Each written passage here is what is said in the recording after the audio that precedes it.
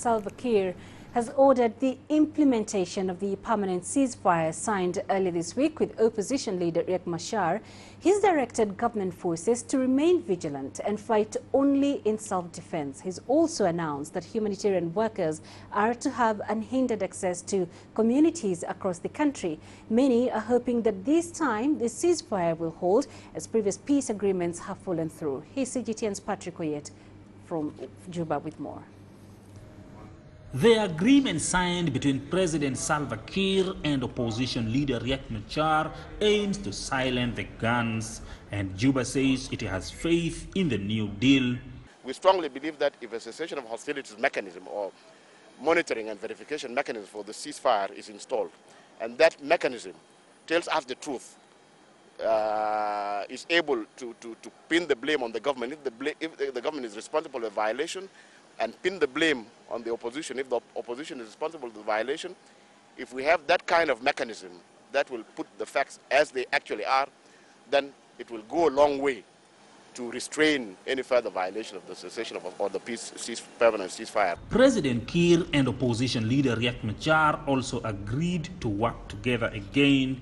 The deal calls for humanitarian corridors to be opened to get aid to South Sudan's people.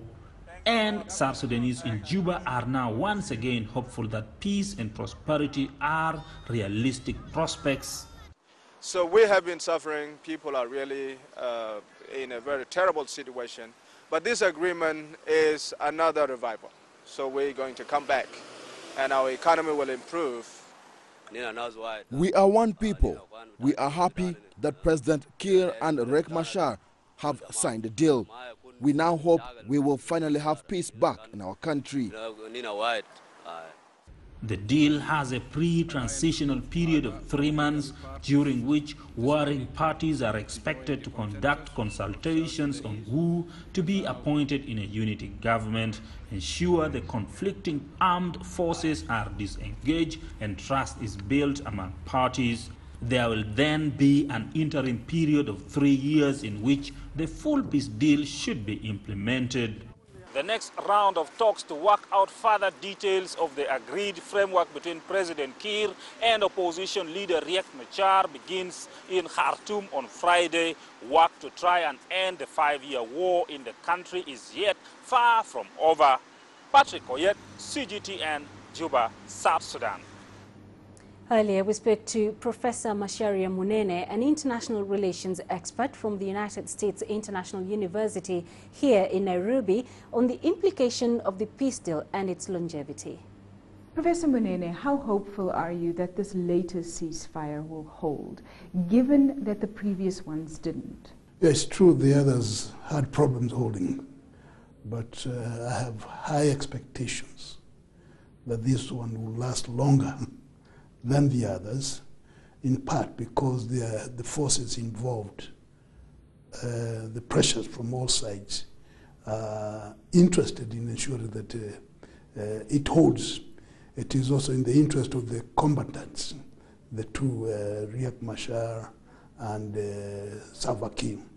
They're under a lot of pressures not to disappoint people from all sides.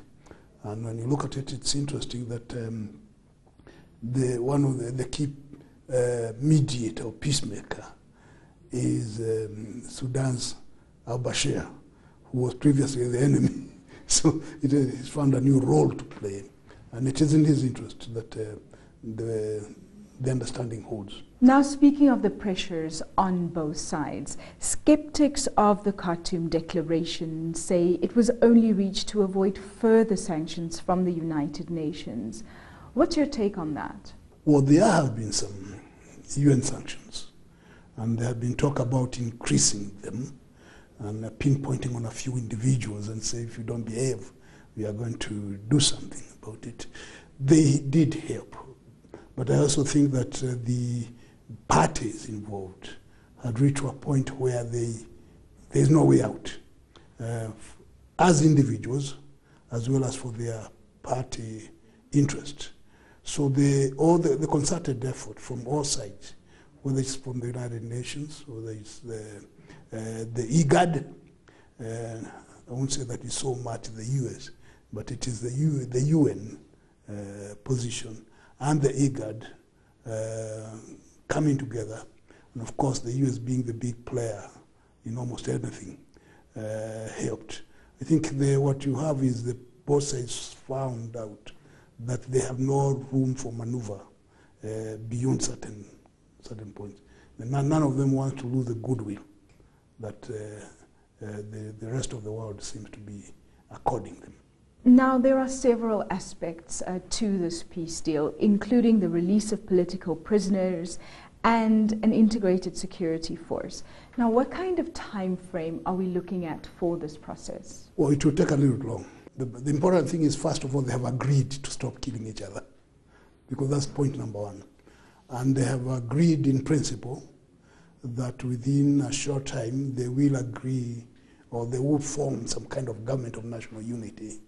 And then after that, the rest will start taking place. Because once you have the government of national unity, and then I think with the time now they're saying then there should be a proper election in 3 years' time, which is in itself on a timetable.